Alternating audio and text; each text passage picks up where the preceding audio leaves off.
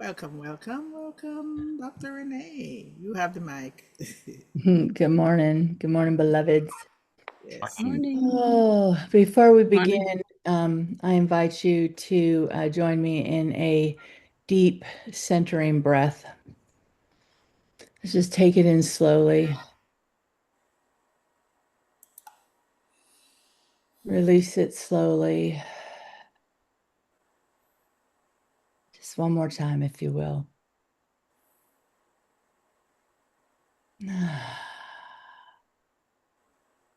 Let's just be right here, right now.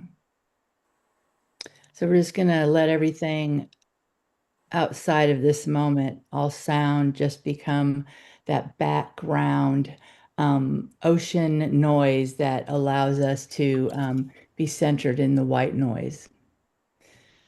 So I wanted to, if you've been here before with me over the past few weeks, you know that I'm going through a interesting opportunity to let's see, activate and to practice the faith that I've been studying and the the truth that I've been studying in regards to metaphysical thought over 30 years. And I've had the most beautiful opportunity to truly do that work. And so what we have here is not just an opportunity, but an awakening in such a way that it continues to blow my mind every day. And just really quick, um, being in love with the man for 13 years. After all that time, we finally got together. Him and I were star-crossed, got together 3 months. We were together completely, and 3 weeks after we were married, he died holding my hand. And I am going through all the emotions that people go through during a loss and or grief. Not only that, I am also recently having a new introduction to his daughter, a family member who is not in that space of love, love. And so she's coming after me for some things that, not me personally, because she actually doesn't even know me. And so where this teaching is coming in for me is that she's not mad at me. She's not hurt because of me. She's hurt. She's mad. And she has nowhere to direct that. And so my practice, even though what's coming at me feels really intense, my practice is, okay, what part of me, where in me have I not done my forgiveness work? And forgiveness work, in my opinion, is one of the keystones to abundance in your life. And so we're going to talk about abundance, not in the way that we always talk about abundance, which is typically what you receive. Abundance is a home, a car, financial success, a relationship. I want to talk about that pursuit of abundance through the awareness of a deeper peace and identity, which we talked about last week. What is your identity? So I want to start off by asking you some questions. So, who do I become when I say yes to what life is offering? I can put these in the chat as well. What is the cost of staying identified with the old story of not enough? Which is, I believe, a deep-seated belief somewhere in my subconscious that is calling this new experience forth. What would it feel like to truly receive love, help, recognition, opportunity without shrinking back? So last week we explored the power of truth. We talked about manifesting. Manifesting is begins with identity. And for us to explore, what is our identity? What do we identify with? What are our actual beliefs? Who are we saying we want to be, but we're really showing up and drawing to us as a magnet something different? One thing I've been taking a look at is generational beliefs. Do we have and carry those generational beliefs, societal beliefs, environmental beliefs, and then which become self-inflicted beliefs? And so these are in there that, and sometimes we don't even realize what's going on. I gave you an exercise last week where you take and draw a line down the middle of a page and you ask yourself some questions about what do I really believe? And just get as clear as you possibly can. And then over here, um, I want you to notice what the opposite was. So if you did that exercise, beautiful, and I hope that you had some new awarenesses from that. If you didn't, you still have an opportunity to do that this week. I want to go deeper with you because we're going through identity shifts and something else is required in that. It's openness, it's receiving. And for many people, this is where the flow stops, just stops because it feels intimidating. It comes with that, I don't know how to keep this going. How do I keep the dam open? Because I've never done this before. My belief is, my belief is, okay? So it's because we haven't learned to receive that we're not receiving. And how do we learn to receive? By claiming it, by knowing that it's already, there's nothing to go after, there's no book that's going to teach us how to do it. It's already within us. And what now is to unveil that. What is holding us back? So we know that abundance is more than just money. So let us challenge an old belief together. When I say abundance, do you only see dollars? Or can you expand your definition? Peace of mind, love, and I mean, unconditional love in your relationships. Unconditional love where that person, those persons don't want to change you in any way. They celebrate you. They celebrate your toenails. That's how much they love you. They love you, no matter who you are and what characteristics you show. This is important to me. Clarity, abundance is clarity when you need direction. Support shows up at the exact right moment. Those ahas, or someone shows up with a word, or you see something, a billboard, and these are the things that are not, I don't think, coincidence. Grace in difficult seasons. That's my abundance right now. Grace, which I love because that's what the theme was for last year. And I've carried it with me. And I want to notice grace everywhere. And I invite you to do that as well because grace is the vapor that surrounds us. There is no place or no thing that is not filled with vapor, the vapor of grace.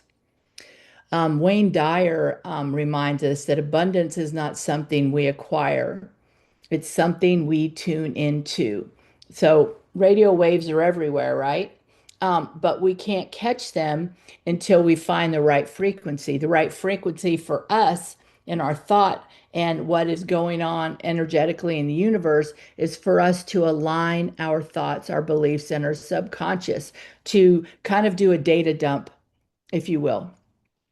Data dump. Let's get rid of that. We don't have to examine every single belief. Let's just say I'm done with that. Let's just to be done with it. We don't have to examine everything. The universal intelligence responds to our consciousness. Dr. Holmes said life is a mirror. Let me say that again. Life is a mirror and will reflect back to the thinker what he or she thinks into it, which means life is not withholding, life is responding. It's responding. So let me back up and talk about my most recent experience. Okay, it's responding to something I don't know about. There's something going on in there, right? And so I am I am in that place of prayer and treatment that says, "Show me. I now know. I now know." I can imagine if you're like me, you've read thousands of books, and with you've read these books from the wisdom teachers, these great thinkers of past time, and taken every class offered, and yet you find yourself continuing to circle the block. Oh, I saw that house before. The color has changed a bit, but it's the same house. This is where learning takes action, where we step out of the book learning. We step out of, don't even listen to me. Don't listen to me. I am not your way shower. I am only offering information that might be useful to you based on my experience. This is your journey and what you have learned on your journey. And it doesn't do us any good to know something and not fully use the power given by it. And I think that's what happens when we get stuck in the actual book and the teaching. For me, I'll only speak for me, is that there was a time that I was not understanding how to apply it to my actual life. That's where the magic starts. So prayer is actually understanding, not asking, and it carries a vibration. There is a thought vibration. We live in a soup of vibration. Everything around us is vibrating. There is no separation between us and any thought, any breath. I am feeling the vibration of you through Zoom because there is no separation. Zoom means nothing. We are together. We're together in energy right now. And so we are in a collective state of consciousness right here, right now. And so, what are we creating together? This becomes very powerful. That's why when we come together, maybe with a practitioner or a prayer partner, that bond expands our consciousness, not just for the one praying for us, but for us as well, because, they have to get centered. And so when it carries the vibration, it becomes a pattern. So quantum physics echoes what mystics have always known. Everything is energy. Reality is responsive. Consciousness influences everything. So when we pray, we're not sending words outward. We are aligning energy inward. We are impressing the field that we are already a part of. You're like, yeah, okay, well, I've been doing this a while and things are still things. Uh-huh. Yeah, apparently for me too. And this is where we get to do our deep work. There is no promise that life is going to be easy. Life is not always been, well, not always been easy for me. And what I do is I dig in. I dig in and say, okay, once I get over feeling sorry for myself, I dig in and I ask the questions. Okay. And so when we align, we become in that space of full manifestation. I'll tell you, one of my nieces, she's a realtor, and this is her second year, and she is exploding. I mean, exploding. And she is completely on fire. And she said to me, she says, "This really scares me." And I said, "Why is that?" And she says, "Because I'm going to have to keep this up. I'm afraid of it going away. I don't know how to depend on this." I said, "Well, you're not depending on this, you're depending on you."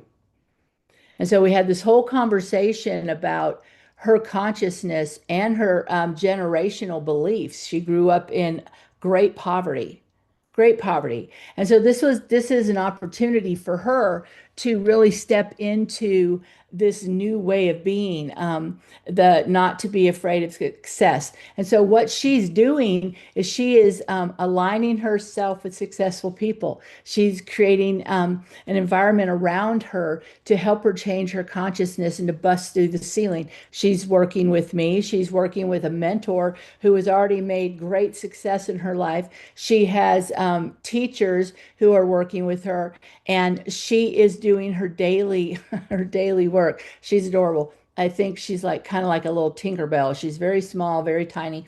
And she goes out in the yard every single morning in her bare feet and stands on the grass and does some of these exercises. And then she's like, universe, universe, universe. And it's just, it looks crazy, but it works for her. And she goes almost every day she comes back and go, you're not going to believe what happened. I'm like, it doesn't matter what I believe. It matters what you believe. Okay. So spiritual really is, receiving really is spiritual courage because when we say we want to receive something and then it comes to us as a windfall, the dam opens up and we are flooded with abundance. Do we shrink back and go, I don't know what to do with that? Love is the greatest gift of all. So I want to put over here in the chat. That's what I want to do. I want to put over here in the chat some things that I would like, if you are open to doing this next week, to really hone some of these practices. So, what we have is an opportunity to really examine our identity. And what I mean by that is, what do you really believe? I'll be honest, I felt really sorry for myself the other day. And I had an emotional breakdown. I was like, when is this? How much more can I take? And I thought to myself, that is an old belief that life is hard, that life has to be hard. So, how do I work with that? So I just want you to examine, I want you to examine, if you will, the um the thoughts that you have, um the beliefs that come up for you in every moment. It's so interesting how our thoughts are provocative. We don't even half the time know what's going through our head. There you go. It's in the chat. So I want you to take a breath in because this is truly groundbreaking for you. It's groundbreaking for me, this next level of awareness, this next level of taking it from the book, taking it from the teaching, and applying it completely in our lives. So I'm just going to let you go there because Mr. Astley is putting the little sign up saying, it's time to hush. He's all, no, don't hush. I I love you all dearly, and I truly, truly respect you and honor you for taking this journey with me. And I am grateful for the support that you are giving me. And as you know, I am a transparent teacher, and I cannot think of anything better to work through and do my own work through and to share that awareness with you because this is how life is. Life is big. Life can be very big, but we don't get the opportunity or the luxury to abandon truth for circumstance. Ralph Waldo Emerson said that. So I love you dearly. I love you dearly. And I hope that these weekly questions can really take you deeper into your identity search. So namaste. I love you. Namaste, namaste. Love you dearly. Wow, giving us much food for thought here, Dr. Renee. Mm. And just, just looking at the questions. But while I'm looking at that, you made a statement about abundance. Abundance is clarity when you need direction. It's all good and very Yes, good at all I times. apologize. Mhm. Yeah. No worries. So now's the time if anyone has any questions, takeaways, or would like to participate in this wonderful conversation. Now is the time. Raise your virtual hand or just reach out with the wave and say, yes, I want to participate and put some input with this conversation with identity shifting and the flow of energy. And how do we keep flowing? What is your belief on what you spoke of today? What does abundance mean to you? Abundance for me, Dr. Renee, at first, I think of abundance as a financial thing. But recently I've been looking at it more deeply. And it really is love, like what your song focused on today, love, and more love. In the times that we're being raised, it's all programmed to us to believe that you have to buy this, you have to do this, you got to work hard to do that. But the main thing is just that we all have to love. That's it. That's my dog in the background. He's having a little attack over there. But I was asking, along the same lines, Dr. Renee, you made the statement abundance is clarity when you need directions. And that was kind of foggy for me. Never quite heard it like that, but I would love, I crave your indulgence here on a little bit more clarity on that. Sure. What I've realized is the same mind that creates the issue or the drama or it blockage to I mean, I don't know if you've ever been like that. It's like, I can't think, I don't know, I can't get clear. And so the release, the surrender is the place where you breathe into it, because the same mind that is in the problem cannot be present in clarity and or the answer. And for me, that is abundance. Life, everything in life is abundance. The very air that I'm breathing, my heart is continuing to beat. I am looking at all of you, receiving love. We're sharing love. That's abundance. And when I realized that it was way beyond financial abundance, I started seeing that clarity was not only grace, but it was abundance because it allowed me to expand. Oh, in a situation where there is slim pickings on, let's say, money, or Hmm. or someone who might be having, let's say, health issues. Hmm. So for that person, health is not in abundance. Hmm. So in asking, of course, the asking and the praying and making your declarations of spirit. Abundance is clarity when you need direction. I'm kind of still there, not sure if it might come by the before the end of the week. Well, Um, in regards to health, do you have a specific uh, person that you're working with or in your heart that is having health issues? yes. So we go to fear, can't help it. When we hear that someone that we love or someone that we know or someone that we love has someone that they know, we go to fear or apprehension. It's a human thing. Mm-hmm. And for me, I'm like, oh no.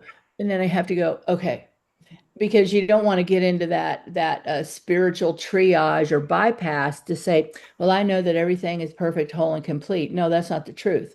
And so, Mm-hmm. as we know, as practitioners, we treat our thoughts first. We are the ones, right? So, if I have any fear, I'm going to say, I now know what my fear is. And I keep going deeper and deeper and deeper.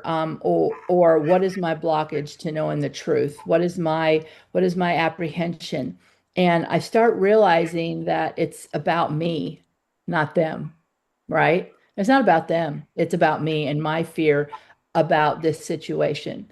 Because as we know, we're not doing anybody any good if we are in that place of fear. Is it easy? Absolutely not.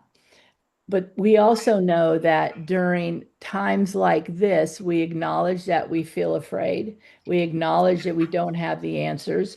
We acknowledge that we live in an abundant world. We also acknowledge that every single soul on this planet has their own mission.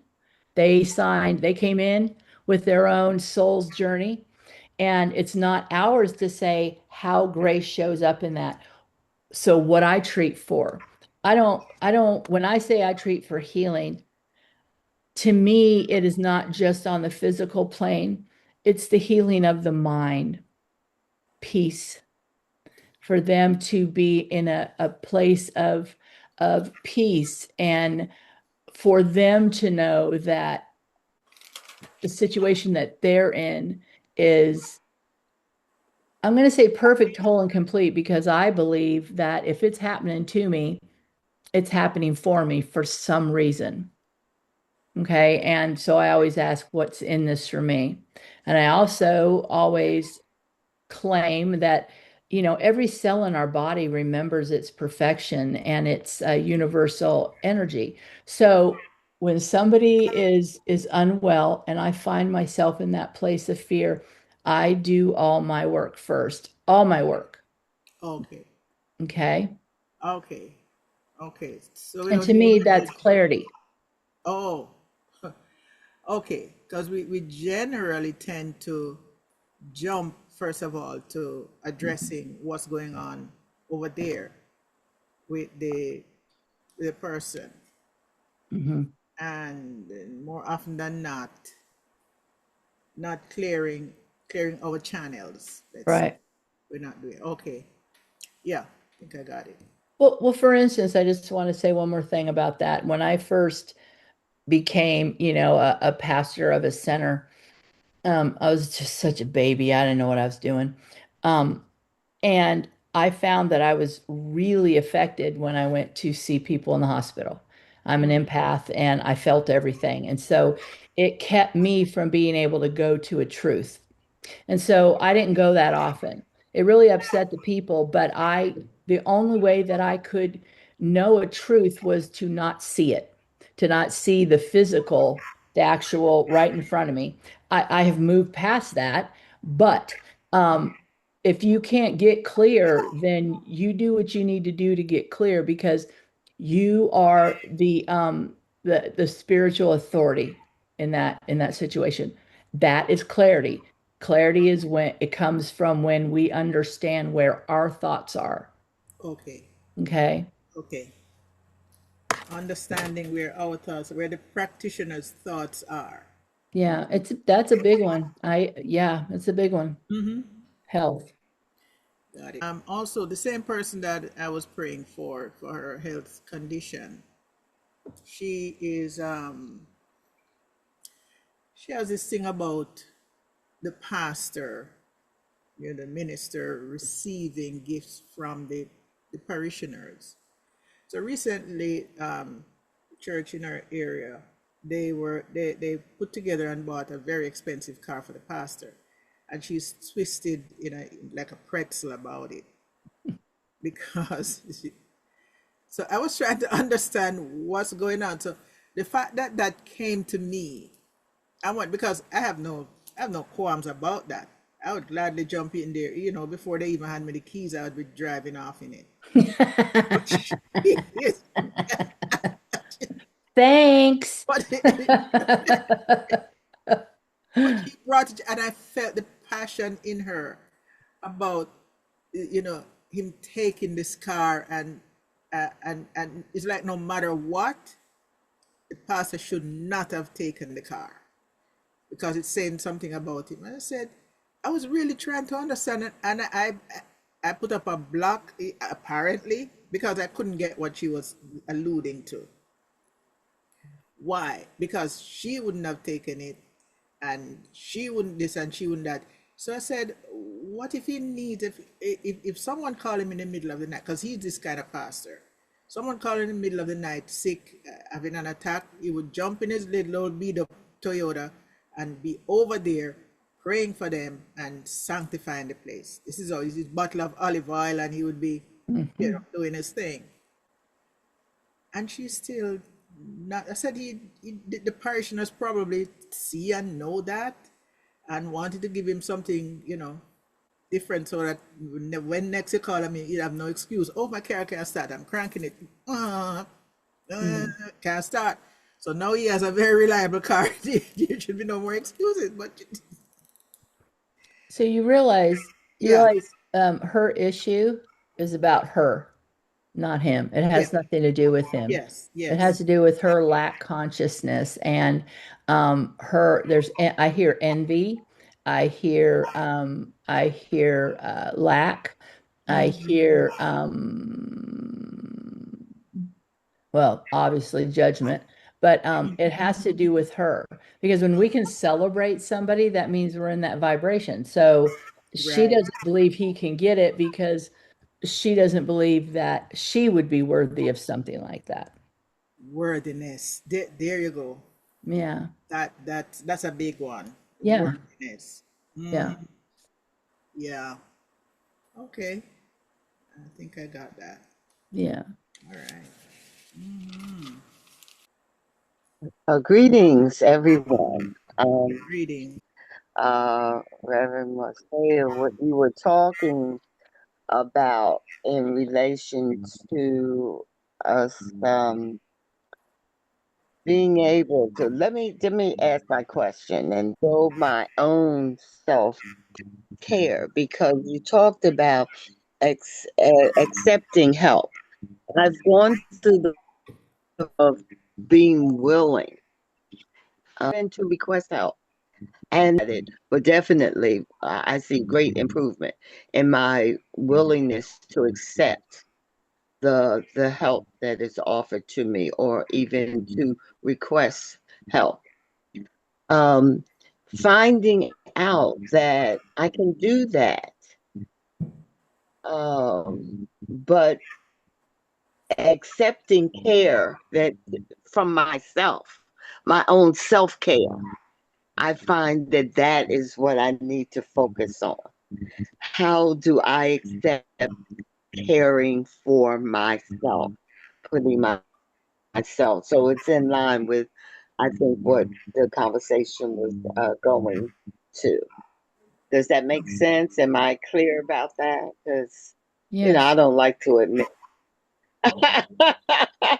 that sometimes that okay, but I mean, we know we're works in progress, and I know I am definitely a work in progress. So, any ideas or help in that regard?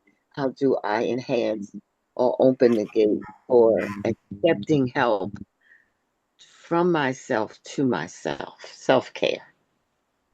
Hmm. First of all, hello, beloved Dr. Pat. Um, I it really goes back to the same thing, a worthiness. Because I'm the same way. I'm not very good at receiving. I always feel guilty if, like especially if I'm sick and I ask somebody to bring me a can of soup, right? It's like I don't want to inconvenience them. So it really goes back to worthiness and believing that we are worthy of that level of love.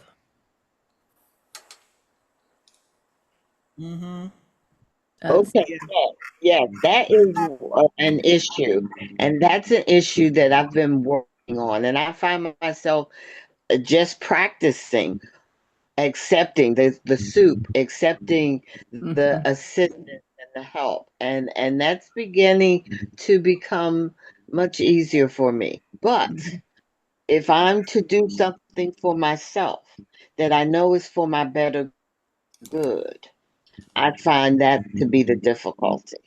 mhm, That I do that for myself, that I will, um, you know, go to the women's health center for chair aerobics. That I will. I've been gifted a program with a wonderful food program for health and strength. I've been gifted with it, but and I know that it works for my good, but I'm not willing to care for myself in that way. it's the same thing that you don't feel that you deserve Explain to to take me. the Okay, it's time. the same thing. Yeah, it's the same thing. Oh, Yeah, yeah. that we feel like we don't deserve to take that time, that everything else is more important. And I am a victim of that as well. But it's a learned process. Especially, I think if we come from a place of trauma, we learn to always be in that mode. We're just like, okay, I gotta take it, and almost feel guilty I know I do when I stop and I put myself as a priority. And so I see it as the same thing. It's self-worth. Wow. It's honoring our temple. Yeah, that makes sense. Mm-hmm. So, anything on the top of your head that says, practice this? I know the mantras you're saying, do that on a daily basis. Anything else? I first of all, I would get in touch with you as a sacred being, your sacred temple, your um to become so absolutely aware of this this this sacred coat that you're wearing, if you will, and taking care of it. Think of how you would care for a baby. You would care for a baby in such a gentle, precious way.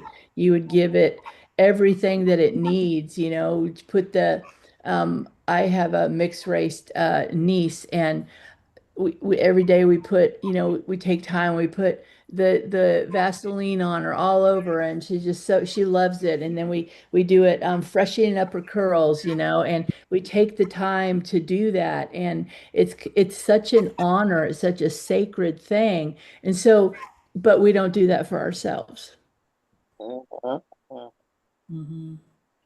Yeah. Yeah. Yes. Yeah. Yeah, I like Yes. that answer. I like that one. Thank you, Dr. Renee. It's a reminder for me as Thank you. well.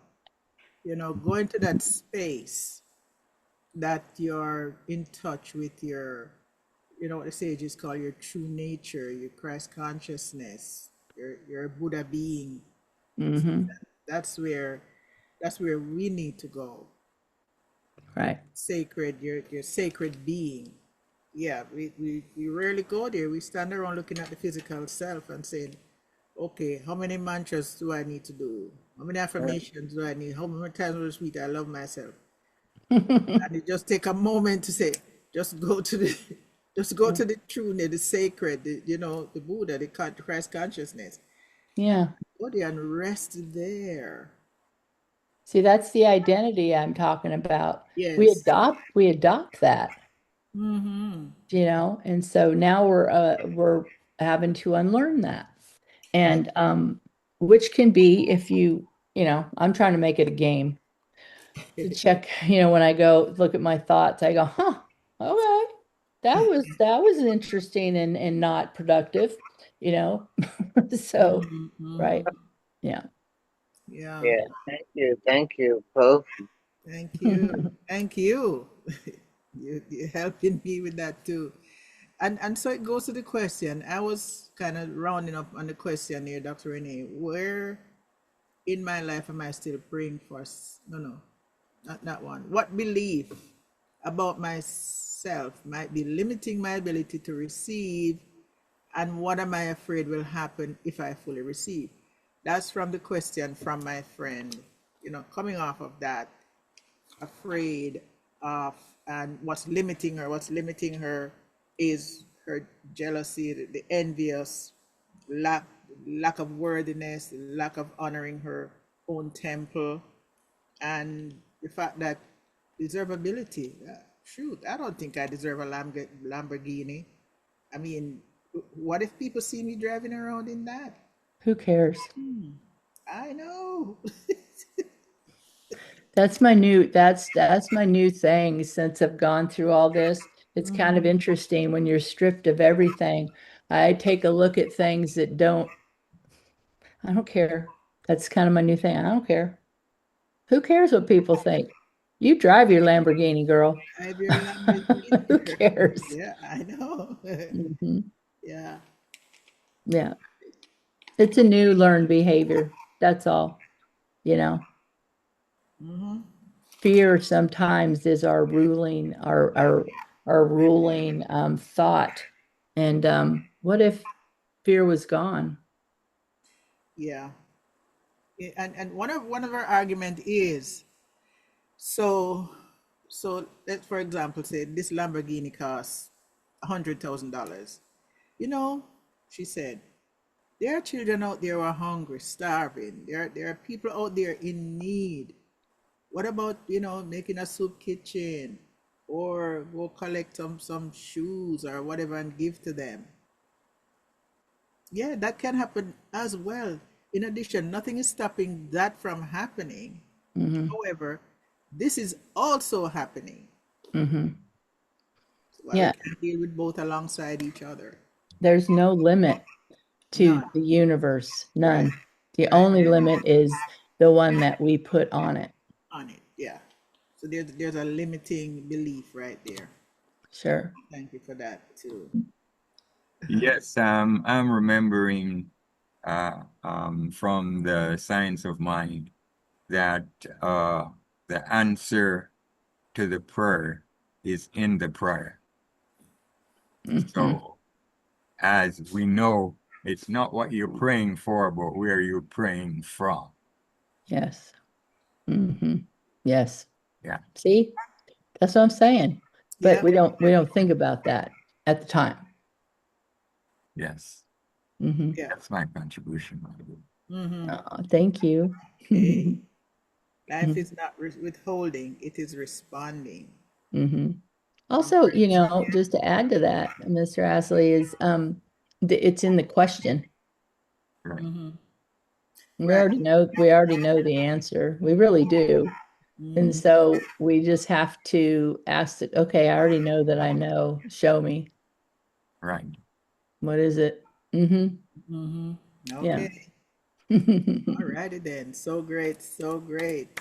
Fabulous. Deep, deep wisdom, Dr. Renee. Thank you once again for honoring me. I love you all so Love much. you. Love you. Love you.